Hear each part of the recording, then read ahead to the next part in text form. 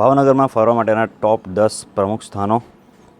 ભાવનગર ગુજરાતના પશ્ચિમ ભાગમાં આવેલું શહેર છે. આ શહેર ખંભાતના અખાતની પશ્ચિમે આવેલું છે. ભાવનગર જિલ્લાનું મુખ્ય મથક છે. ભાવનગરની સ્થાપના 1723માં ભાવસિંહજી ગોહિલે કરી હતી. આ પહેલાં તે રજવાડું હતું. ભાવનગરને પહેલાં ગોહિલવાડ તરીકે ઓળખાતું. ભાવનગરમાં 11 તાલુકા, 699 ગામડા અને 6 નગરપાલિકા છે. નંબર 1, ગૌરીશંકર તળાવ. આ રમણીય તેમજ વિશાળ તળાવ નગરની શોભા વધારે છે. ભાવનગર રાજ્યના એક સમયના દિવાન શ્રી ગૌરીશંકર ઓઝાના નામ પરથી આ જળાશયનું નામ ગૌરીશંકર તળાવ રાખવામાં આવ્યું છે. આ તળાવને કિનારે થાપનાથ મહાદેવ મંદિર, કૈલાશ વાટિકા નામની બાલવાટિકા, બોટ ક્લબ, સુંદરવાસ બંગલો અને ભાવવિલાસ પેલેસ આવેલો છે. Number 2, Nilambagh palace.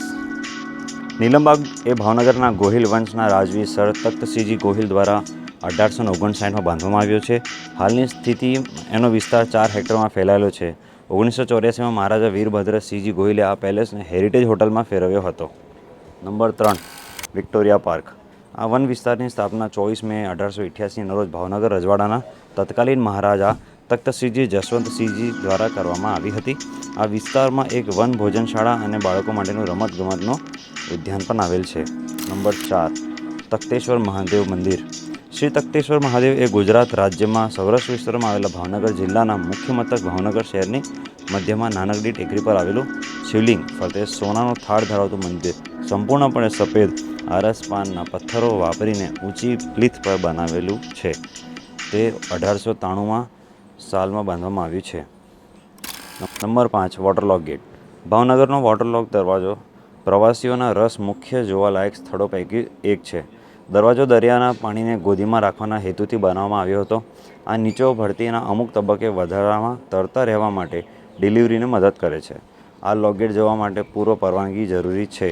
લોકગેટ શહેરના ડોકયાર્ડમાં આવેલો છે, જે 100 વર્ષ પહેલાં બાંધવામાં આવ્યો હતો. નંબર 6, ગાંધી સ્મૃતિ. ગાંધી સ્મૃતિ સંકુલ, જે ગાંધી સ્મારક તરીકે જાણીતું છે, તેનું ઉદ્ઘાટન 1955માં કરવામાં આવ્યું હતું અને તે ભાવનગરના મધ્યમાં એક ક્લોક ટાવરની સામે આવેલું છે. આ મ્યુઝિયમની સ્થાપના 1955માં કરવામાં આવી હતી અને હવે તેના મહાત્મા ગાંધી જીવન સાથે સંબંધિત પુસ્તકો, દુર્લભ ફોટોગ્રાફ્સ અને સ્મારક વસ્તુઓ છે. નંબર 7, બાર્ટન લાઇબ્રેરી અને સંગ્રહાલય.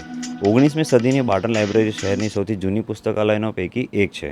ભાવનગર શહેરના મધ્ય ભાગમાં આવેલું આ પુસ્તકાલય ઐતિહાસિક અને સાંસ્કૃતિક મહત્વનું કેન્દ્ર છે. બાર્ટન પુસ્તકાલયની મુખ્યત્વે વયસ્કો દ્વારા મુલાકાત કરવામાં આવે છે, જે તેમના સમય પસાર કરવા માટે સામયિકો, સમાચારપત્ર અને દૈનિકો વાંચે છે. ગ્રંથાલયમાં વિવિધ ભાષાઓમાં પુસ્તકો અને હસ્તપ્રતો ખૂબ જ મોટી સંખ્યામાં ઉપલબ્ધ છે. નંબર 8, પાલીતાણા.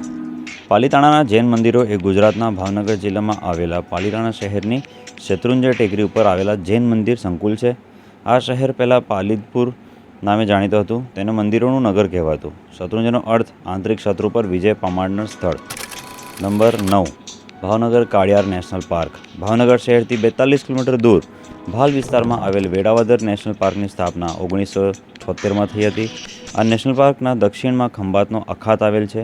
આ પાર્ક 34 વર્ગ કિલોમીટર વિસ્તારમાં ફેલાયેલ એક ઘાસનું મેદાન છે. આ પાર્ક અગાઉ ભાવનગરના મહારાજા તેમના વિખ્યાત શિકારી ચિત્તાઓ દ્વારા કાળિયારનો શિકાર કરવામાં આવતો તે માટે ખાનગી ઘાસવાળી જમીન હતી. પાર્કની ઉત્તર દિશામાં વેસ્ટલેન્ડ અને ખેતી માટે જમીન આવેલી છે. નંબર 10, ગંગાડેરી. ગંગાડેરી ભાવનગરના પ્રખ્યાત ગંગાજળિયા તલાવના કિનારે આવેલી છે. આ સ્થાન ઐતિહાસિક છે અને 1875 ADમાં મહારાજા તખ્તસિંહજીના આદેશથી અંગ્રેજી આર્કિટેક્ચર દ્વારા બનાવવામાં આવ્યું હતું અને રાજા તખ્તસિંહજીએ તેમની પ્રેમાળ રાણીની યાદમાં આ સ્મારક બનાવ્યું હતું, જે એક પુત્રને જન્મ આપ્યા પછી મૃત્યુ પામ્યા હતા. આ સ્મારક સફેદ આરસથી બનેલું છે. તો મિત્રો, આ હતા ભાવનગરમાં ફરવા માટેના પ્રમુખ સ્થળોની યાદી. આશા રાખું છું તમને વિડીયો ગમ્યો હશે. જો વિડીયો ગમ્યો હોય તો લાઇક કરો, શેર કરો, સબસ્ક્રાઈબ કરો, ચેનલને સબસ્ક્રાઈબ કરો.